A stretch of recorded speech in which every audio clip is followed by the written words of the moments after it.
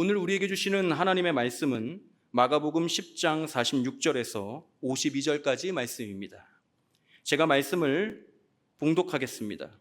그들이 여리고에 이르렀더니 예수께서 제자들과 허다한 무리와 함께 여리고에서 나가실 때에 디메오의 아들인 맹인 거지 바디메오가 길가에 앉았다가 나사렛 예수시란 말을 듣고 소리질러 이르되 다윗의 자손 예수여 나를 불쌍히 여기소서 하거늘 많은 사람이 꾸짖어 잠잠하라 하되 그가 더욱 크게 소리질러 이르되 다윗의 자손이여 나를 불쌍히 여기소서 하는지라. 예수께서 머물러 서서 그를 부르라 하시니 그들이 그 맹인을 부르며 이르되 안심하고 일어나라 그가 너를 부르신다 하매 맹인이 겉옷을 내버리고 뛰어 일어나 예수께 나아오거늘 예수께서 말씀하여 이르시되 내게 무엇을 하여 주기를 원하느냐. 맹인이 이르되 선생님이여 보기를 원하나이다. 예수께서 이르시되 가라 내 믿음이 너를 구원하였느니라 하시니 그가 곧 보게 되어 예수를 길에서 따르니라. 아멘. 예수님은 우리의 신앙이 어린 아이와 같은 신앙이 되기를 원하셨습니다. 한마디로 우리의 신앙이 순수하고 정직하기를 바라셨어요.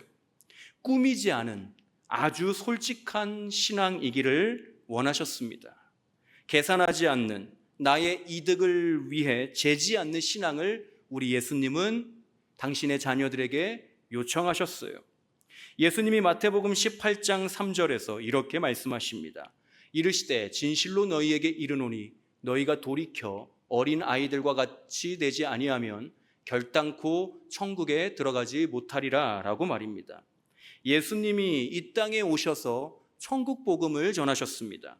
하나님의 아들로서 이 땅에 오시어 영원한 생명이 있다는 것과 천국이 있다는 것을 가르치시고 알려주셨어요. 하나님의 아들이심을 증명하시기 위해 그래서 전하시는 복음이 진짜이며 진리라는 것을 나타내시기 위해 예수님은 어떤 방법을 사용하셨냐면 기적이라는 방법 또 이사를 행하는 방법을 사용하셨습니다. 많은 병자들의 병을 고치시기도 했습니다. 죽은 자를 살리시기도 했습니다. 천국 복음을 알려주기 위해서 그러셨어요. 그런데 사람들이 예수님이 말씀하시며 가르치시고 전하시는 천국이나 영생에 대한 말씀에는 관심이 없고 그저 예수님이 행하는 기적과 이사에만 관심을 가졌습니다. 지금 당장 자기가 얻을 수 있는 이득에만 정신이 팔린 거예요. 그래서 예수님을 이 땅에 임금 삼으려고도 했습니다. 영원한 생명에 관심을 둔 것이 아니라 육신의 만족과 육신의 이득만을 생각해 예수님을 이용하려고 했던 것입니다.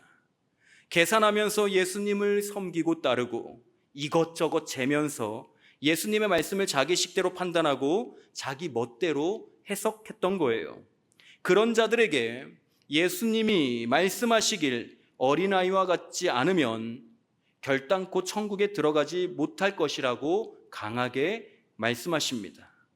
꾸며진 신앙이 아닌 있는 모습 그대로의 순수한 신앙을 우리 예수님이 원하시는 겁니다. 품이 있고 교양 있는 멋진 모습, 깔끔한 모습의 신앙이 아니라 날 것 그대로의 신앙을 우리 예수님이 원하셨어요. 한마디로 촌스럽고 투박한 신앙을 우리 예수님이 당신의 자녀들에게 원하십니다. 촌스럽다는 것은 세련되지 않은 아주 옛것 같다는 의미이죠. 그리고 투박하다는 것은 세련되지 않고 다소 거친 것을 의미합니다. 촌스럽고 투박한 신앙은 종합해보면 이 남들이 볼 때 그리 이성적이거나 합리적이거나 또는 멋지거나 깔끔해 보이거나 세련돼 보이거나 훌륭해 보이지 않을 수는 있지만 촌스럽고 투박한 신앙은 하나님이 기뻐하시는 신앙입니다. 그러한 촌스럽고 투박한 신앙은 먼저 촌스럽고 투박한 믿음이 기본으로 깔려 있어요. 다소 무모한 믿음, 오직 딱 한 분만 보는 외골수적인 믿음 있는 신앙이 촌스럽고 투박한 믿음입니다. 그런데 성경을 보면 이러한 촌스럽고 투박한 믿음이 하나님의 은혜를 받았고 하나님께 쓰임을 받더라고요. 하나님께서 하시는 일을 경험하는 일은 촌스럽고 투박한 믿음을 가지고 있을 때 가능하더라고요. 100년 동안 마른 하늘 아래에서 거대한 방주를 지은 한 사람이 있습니다. 모두가 그 사람을 조롱했어요. 다가올 심판을 준비한다고 하는데 사람의 계산으로 시간이 너무 많이 지나가고 있었어요. 심판을 말씀하셨다고 한 지가 무려 100년이 지나가고 있었습니다. 하나님의 음성을 잘못 들은 것 아니냐고 사람들이 그 한 사람에게 찾아가 진지하게 말하기도 했을 겁니다. 심지어는 그 한 사람 본인도 그런 생각을 했을 수도 있어요. 내가 잘못 믿고 있는 것은 아닐까라는 생각이 들었을 수도 있습니다. 기약 없는 기다림, 하나님이 심판하시겠다고 한 지가 100년이 넘어가고 있는데 언제 심판하시는 걸까? 머릿속으로 갈등이 됐을 수도 있습니다. 그러나 그 한 사람 노아는 끝까지 하나님을 믿었습니다. 그 노아의 촌스럽고 투박한 믿음에 대해 성경이 이렇게 말씀합니다. 창세기 7장 5절입니다. 노아가 여호와께서 자기에게 명하신 대로 다 준행하였더라 라고 말입니다. 삭개오라는 세리장이 있었습니다. 당시 이스라엘은 로마의 속국이었어요. 그래서 로마에게 식민지로서 세금을 바쳐야만 했습니다. 그 세금을 걷는 사람들을 세리라고 했습니다. 그리고 그 세리들을 관리하는 사람이 있었는데 세리장이었어요. 삭개오가 당시 높은 지위를 가진 고위층이었던 세리장이었습니다. 그러다 보니 삭개오에게는 권력도 있고 돈도 있었어요. 하지만 마음 한켠에 이 삶에 대한 공허함과 외로움이 가득했습니다. 그래서 인생의 의미와 삶의 소망을 준다는 예수님의 소문을 듣고 그 예수님을 자기도 한번 만나보고 싶었어요. 그런데 어느 날 자신이 사는 여리고로 예수님이 지나가신다는 소문을 듣습니다. 그래서 이 삭개오가 그 날만 기다립니다. 그리고 드디어 예수님이 자신의 동네인 여리고를 지나가실 때에 나무에 올라갑니다. 나무에 올라간 이유가 있었습니다. 먼저는 예수님을 둘러싸고 따라다니는 사람이 너무 많았거든요. 또 그런 예수님을 보려고 정말 많은 사람들이 여리고에서도 나왔어요. 그러다 보니 선천적으로 몸이 연약하고 키가 작았던 삭개오가 아무리 예수님을 보려고 해도 잘 보일 수가 없는 겁니다. 그래서 이 삭개오가 예수님을 보기 위해, 정확하게 예수님을 잘 보기 위해 선택한 것이 나무에 오르는 일이었어요. 삭개오는 당시 권력층입니다. 사람들이 싫어했을 수는 있지만 어찌되었든 권위가 있는 사람이고 유명한 사람이고 공인이에요. 그런데 그런 고위 공무원이, 권력자가 나무에 오릅니다. 짐승처럼 말입니다. 촌스럽고 투박한 믿음을 가지고 있어서 그래요. 자신이 느끼고 있는 이 삶의 공허함과 외로움이 저 예수님이라고 하는 분을 만나면, 아니 한 번이라도 내가 보기만 해도 조금이라도 해결되지 않을까라는 무모한 믿음이 이 삭개오에게 있었습니다. 상식적으로 말이 안 되죠. 어떻게 예수님을 보기만 하는데 내 속에 들어있는 공허함과 외로움이, 아픔들과 삶에 대한 상처들이 사라질까요? 상식적으로 말이 안 됩니다. 그런데 삭개오는 지푸라기라도 잡는 심정으로 나무에 올랐고 예수님을 드디어 쳐다봅니다. 그런 삭개오에게 예수님이 찾아가십니다. 그리고 이름을 부르시죠. 내려오라고 하십니다. 그날 밤 삭개오의 집에 가셔서 예수님이 한밤을 주무세요. 그날 밤 삭개오의 인생, 삭개오의 영혼은, 삭개오의 가정은 완전히 변화가 됩니다. 삭개오의 촌스럽고 투박한 믿음이 삭개오를 구원했고 삭개오의 가정을 구원했습니다. 이에 대한 말씀이 누가복음 19장 4절에서 6절까지 이렇게 기록되어 있습니다. 앞으로 달려가서 보기 위하여 돌 무화과 나무에 올라가니 이는 예수께서 그리로 지나가시게 되밀어라. 예수께서 그곳에 이르사 쳐다보시고 이르시되 삭개오야 속히 내려오라. 내가 오늘 내 집에 유하여야 하겠다 하시니 급히 내려와 즐거워하며 영접하거늘 이라고 말입니다. 12년 동안 혈류증에 걸린 여인이 있었습니다. 12년입니다. 혈류증은 여성만 가지고 있는 그 월경, 한 달에 한 주기 동안 하혈을 하는 그 생리를 말합니다. 그런데 이 혈류증은 이 생리, 이 월경이 멈추지 않는 병입니다. 그러다 보니 이 혈류증 걸린 여인은 생리통을 달고 살고 늘 피를 흘리는 괴로움 속에서 그 피로 인하여 나는 지독한 냄새로 주위 사람들에게 기피 대상이 되었습니다. 가지고 있는 모든 돈으로 용하다고 하는 의사들을 찾아가 봤지만 그 병을 고치지를 못했어요. 그 여인이 모든 병을 고치신다는 예수님에 대한 소문을 듣습니다. 그리고 어느 날 소문으로만 듣던 예수님이 지나가시는 것을 봐요. 그러자 이 여인이 아무도 모르게 예수님을 둘러싼 무리 뒤로 가서 예수님의 겉옷을 만집니다. 이 여인은 예수님의 옷만 한번 만져도 내 이 12년 동안 괴롭게 하는 이 지독한 병을 고침받을 수 있을 것이라는 믿음이 있었습니다. 사실 말도 안 되는 믿음 아닙니까? 어찌 옷을 한번 만진다고 병이 고쳐질까요? 그런데 이 여인은 이걸 믿었어요. 촌스럽고 투박한 믿음입니다. 합리적이지 않아요. 그런데 이 믿음을 가지고 이 여인이 12년 동안 괴로웠던 이 여인이 예수님 겉옷을 만지는 순간 나아버립니다. 자기가 알았어요. 나았어요. 오늘 우리가 함께 읽었던 본문에 등장하는 맹인이었던 바디메오는 촌스럽고 투박한 믿음의 아주 최고봉입니다. 바디메오는 일단 신분 자체가 거지였습니다. 나일 때부터 앞을 볼 수 없는 선천적인 이 시각장애인이에요. 그런데 어느 날 예수님의 소문을 듣습니다. 모든 병을 고치신다는 예수님의 소문을 들어요. 그리고 이 바디메오에게 기회가 옵니다. 예수님이 지금 자기 앞을 지나가신다는 이야기 그리고 그 소리를 듣습니다. 혈류증 걸린 여인은 볼 수 있는 눈이 있었기에 몰래 예수님 뒤에 가서 옷이라도 만졌지. 이 바디메오는 눈앞이 아무것도 안 보이니 뭘 어떻게 할 수가 없는 겁니다. 그래서 이 바디메오가 선택한 건 무엇이냐? 그냥 냅다 소리를 질렀습니다. 고래고래 소리를 질렀습니다. 그러자 주위 사람들도 그렇고 예수님을 따르는 사람들도 그렇고 이 바디메오에게 핀잔을 줍니다. 조용히 하라고 말이에요. 그만하라고 말이에요. 시끄럽다고 말이에요. 그러나 바디메오는 사람들 그런 소리 아랑곳하지 않고 더 크게 소리를 지릅니다.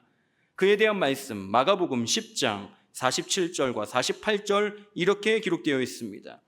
나사렛 예수시란 말을 듣고 소리질러 이르되 다윗의 자손 예수여 나를 불쌍히 여기소서 하거늘 많은 사람이 꾸짖어 잠잠하라 하되 그가 더욱 크게 소리질러 이르되 다윗의 자손이여 나를 불쌍히 여기소서 하는지라 라고 말이에요.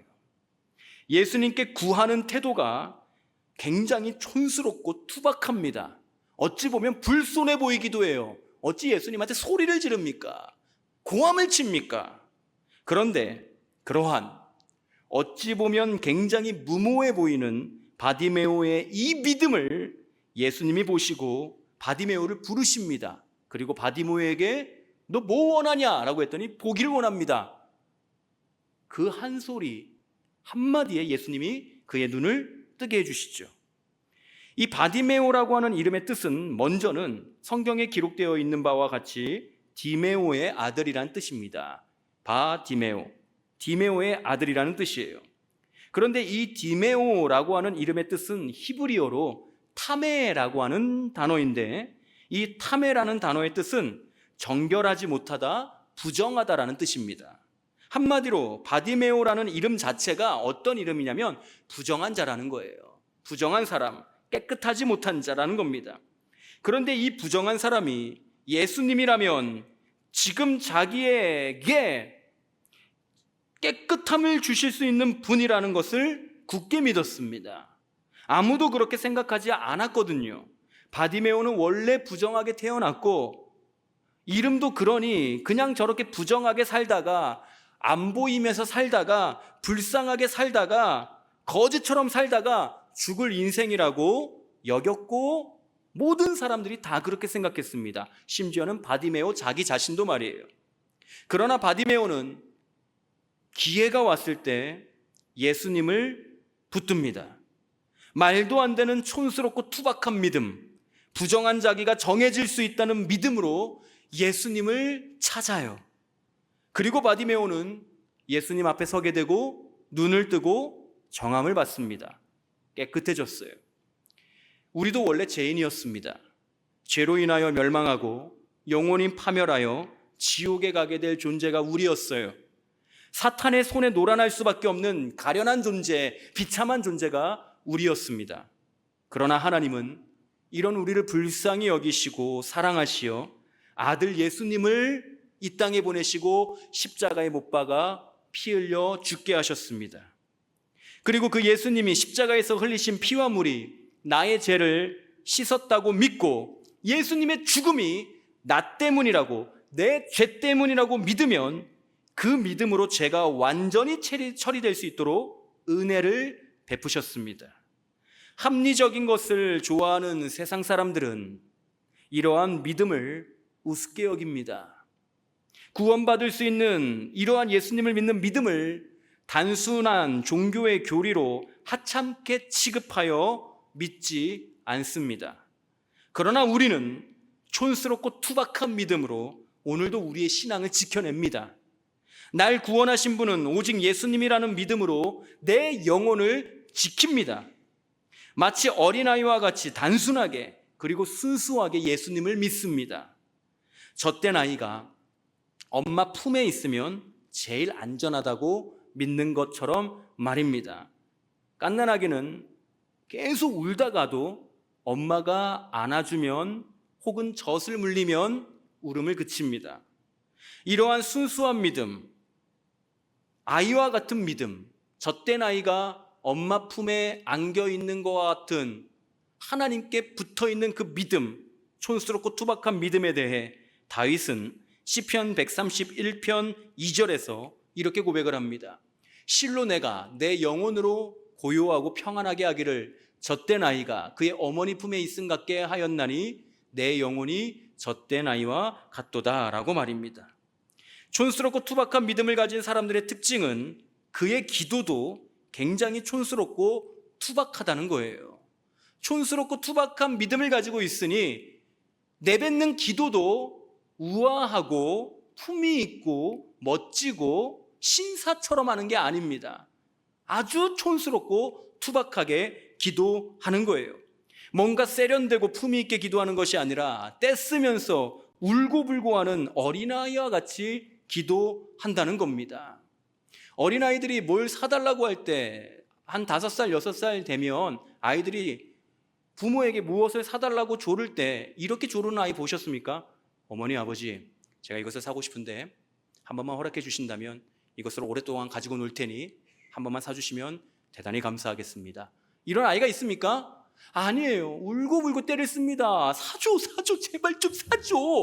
울고불고 떼를 쓰는 거예요. 그러면 부모님이 사줘요. 사무엘의 어머니였던 한나는 아이를 낳지 못하는 난임 상태였습니다. 그러다 보니 제사장이었던 남편이 이 분인나라고 하는 다른 여자를 데려와서 아이를 임신합니다. 제사장의 대를 잇기 위해서예요. 그리고 그 분인나라고 하는 여자가 얼마나 못돼 먹었는지 자기가 아이를 임신했다는 이유로 이 본처였던 한나를 무시하고 조롱하고 핍박합니다. 한나가 받은 상처가 이루 말할 수 없을 정도로 컸겠죠. 그래서 그 괴로운 마음을 가지고 팔자 타령한 것이 아니라 성소에 나와 기도합니다. 그런데 그냥 기도한 것이 아니고 이 한나가 어린아이와 같이 울고 불고 기도합니다. 사무엘상 1장 10절 말씀 이렇게 기록되어 있습니다. 한나가 마음이 괴로워서 여호와께 기도하고 통곡하며 라고 기록되어 있습니다.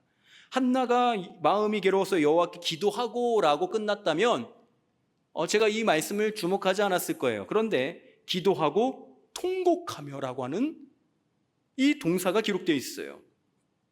이렇게 촌스럽고 투박한 기도를 하는 한나를 보고 당시 대제사장이었던 엘리가 생각하기를 이 한나가 술에 취했다고 오해를 합니다.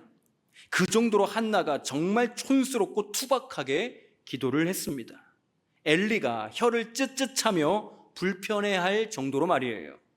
그래서 엘리가 한나를 부릅니다. 그리고 너 술 먹었니? 라고 물어보죠.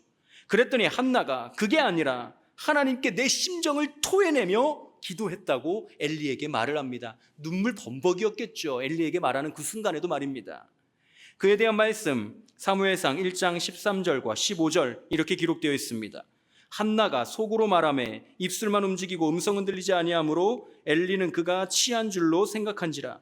한나가 대답하여 이르되 내 주여 그렇지 아니하니이다. 나는 마음이 슬픈 여자라. 포도주나 독주를 마신 것이 아니요 여호와 앞에 내 심정을 통한 것뿐이오니 라고 말입니다. 큰 소리를 낸 건 아니에요. 그런데 입술을 중얼중얼거리면서 눈물이 쏟아져 나옵니다. 끄억끄억대면서 눈물을 참아내는데 그것을 성경은 통곡했다고 표현하는 거예요.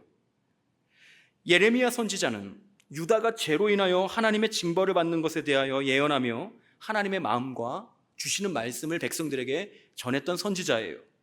예레미야는 그렇기에 바벨론에 멸망할 자신의 조국 하나님의 나라 유다가 너무 안타까운 거예요. 죄로 인하여 하나님의 징벌을 받고 멸망하게 될 그 유다가 너무 안타까운 겁니다. 예레미야가.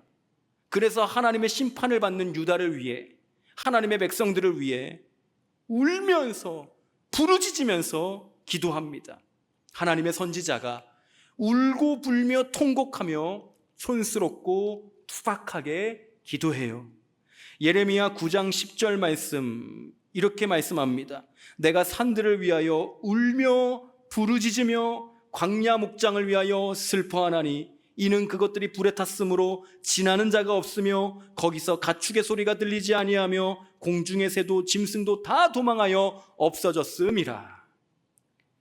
유다가 멸망하여 완전히 폐허가 된 유다 땅, 그 땅을 바라보며 예레미야가 눈물을 감출 수가 없는 겁니다. 그래서 하나님의 선지자가 촌스럽고 투박하게 울고 불며 통곡하며 부르짖으며 기도하는 거예요.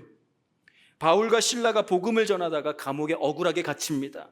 그런데 그곳에서 조용하게 빠져나갈 수 있도록 변론을 준비한 것이 아니라 회의를 한 것이 아니라 촌스럽고 투박하게 통성으로 기도하고 큰 소리로 찬양합니다. 굉장히 무모하면서도 촌스럽고 투박해요. 다른 죄수들도 다 들을 정도로 크고 강렬하게 기도하고 찬송했습니다. 그에 대한 말씀 사도행전 16장 25절 이렇게 기록합니다. 한밤중에 다 잠이 들었을 때에 바울과 실라가 기도하고 하나님을 찬송하며 죄수들이 듣더라. 다른 죄수들이 잠자지도 못할 정도로 창살이 있으니까 자기에게 다가오지도 못하겠죠.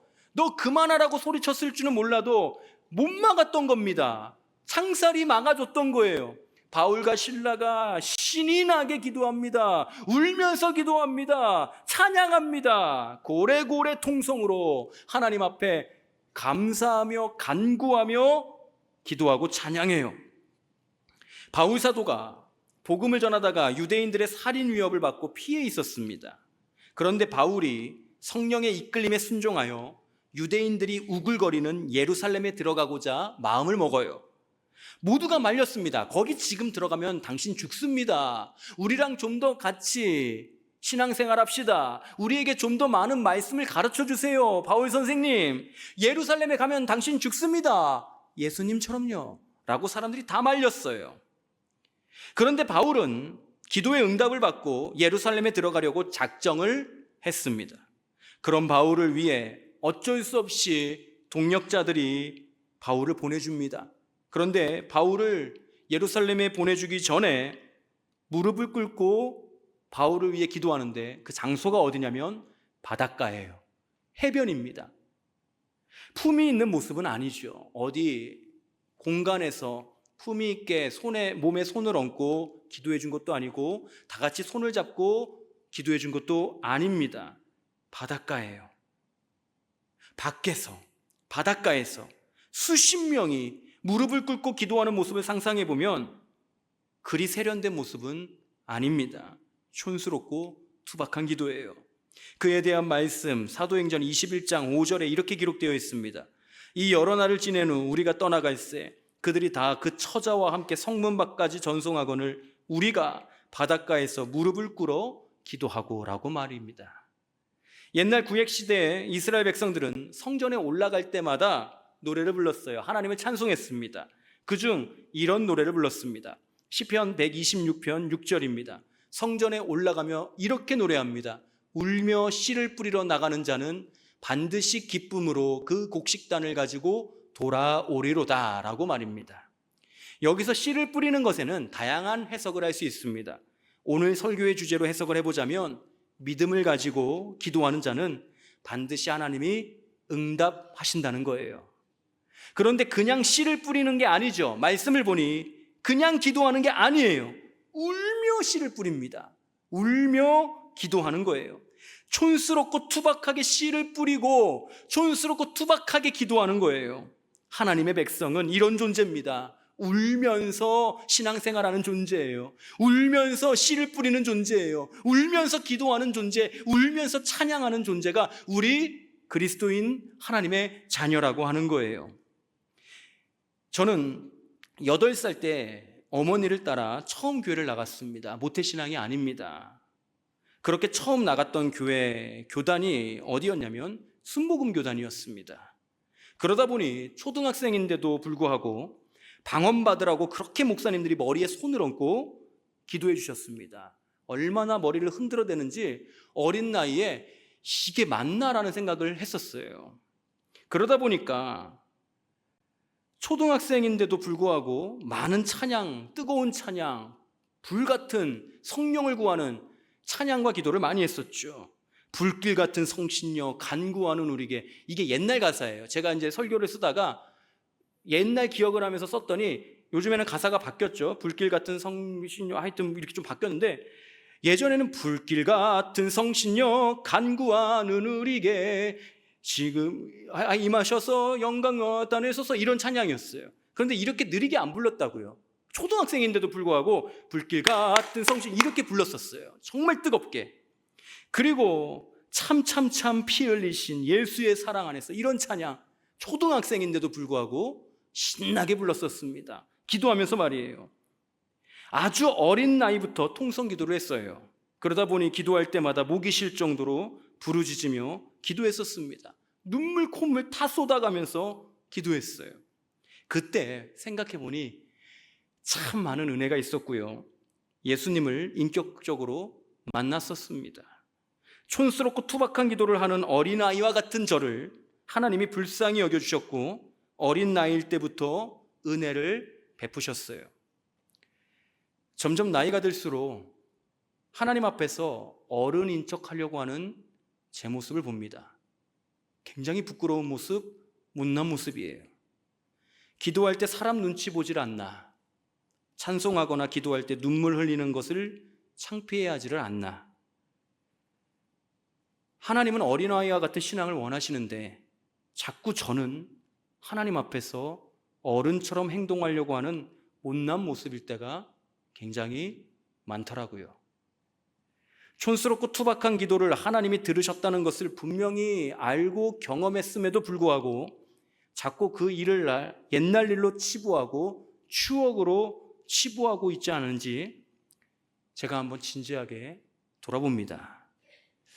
하나님은 예수님을 화목제물로 십자가에 못 박아 죽이심으로 우리를 구원하셨고 자신의 자녀 삼아 주셨습니다. 이 엄청난 은혜를 바울 사도는 우리가 양자의 영을 받았다 라고 표현합니다. 양자의 영을 받았다. 로마서 8장 15절 말씀 이렇게 기록되어 있습니다. 너희는 다시 무서워하는 종의 영을 받지 아니하고 양자의 영을 받았으므로 우리가 아빠 아버지라고 부르짖느니라 라고 말이에요. 하나님은 우리를 자녀 삼아 주셨다는 겁니다. 하나님의 종이 아니라 하나님의 종으로만 삼아 주셔도 구원의 은혜를 받고 너무 감사하고 감격스러운데 이제는 그것을 뛰어넘어 아들 삼아 주셨고 딸 삼아 주신 거예요. 하나님의 자녀가 된 특권으로 우리에게 주어진 그 특권이 무엇이냐? 하나님을 아빠라고 부르고 아버지라고 부를 수 있게 된 겁니다. 남의 아저씨를 아빠라고 부르는 아이는 없어요. 아무도 없습니다. 아무리 어린아이라고 해도 아무한테나 아빠라고 부르지 않습니다. 큰일 납니다. 그러면 진짜로. 이 세상에서 딱 한 명에게만 아빠라고 부릅니다. 우리도 오직 하나님께만 우리의 왕이요, 구주요, 그리고 아버지요, 아빠라고 부릅니다. 아빠, 아버지라고 하는 고백은 그렇기에 엄청난 신앙 고백인 거예요. 우리가 누릴 수 있는 신앙의 특권이죠. 우리는 이러한 특권을 가지고 아빠, 아버지 되시는 하나님께 기도할 수 있는 사람들입니다. 바울은 갈라디아서 4장 6절에서는 이렇게 말합니다. 너희가 아들임으로 하나님이 그 아들의 영을 우리 마음 가운데 보내사 아빠, 아버지라 부르게 하셨느니라 라고 말이에요. 여기서 바울이 말하죠. 아빠, 아버지라고 부를 수 있게 된 권한과 이유와 그 자격이 무엇이냐면 하나님이 우리에게 성령을 주셨기 때문이다라고 말을 합니다. 우리 안에 계신 성령이 하나님을 아빠, 아버지라고 부를 수 있게 하셨다는 거예요. 내 안에 성령님이 없으면, 예수님을 인격적으로 만나고 말씀에 대한 깨달음이 없으면, 구원의 은혜를 절실하게 깨닫지 못하면 하나님을 절대로 아버지라고 부를 수가 없습니다. 성령이 역사하셔야만 하나님을 아버지라고 부를 수 있는 거예요. 우리가 아빠, 아버지 되시는 하나님께 드리는 기도는 그렇기에 어떤 기도냐? 성령이 역사하는 기도가 되는 겁니다. 우린요, 그저 그런 존재가 아니에요. 진짜 대단한 존재고요. 엄청난 은혜를 받은 사람들입니다. 이런 우리를 누군가는 촌스럽게 보고 투박하다고 보고 무모하다고 할 수도 있어요. 성령이 역사하지 않으면, 성령으로 충만하지 않으면 그렇게 볼 수 있습니다. 머리로만 종교 생활하고 자기 중심적인 삶을 살면서, 교만하게 살면서 예수님을 이용해서 육적인 득만 보려고 하는 사람들은 촌스럽고 투박한 신앙이 얼마나 대단하고 또 얼마나 은혜로운 신앙인지를 몰라요. 경험을 안 해봤기 때문에 그래요.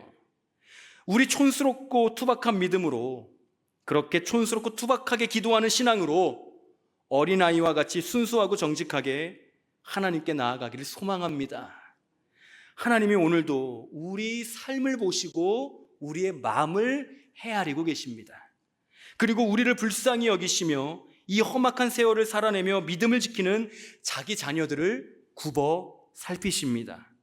그 하나님을 오늘도 붙잡고 믿음으로 살아가시는 우리 모든 성도님들 되시기를 주님의 이름으로 축복합니다.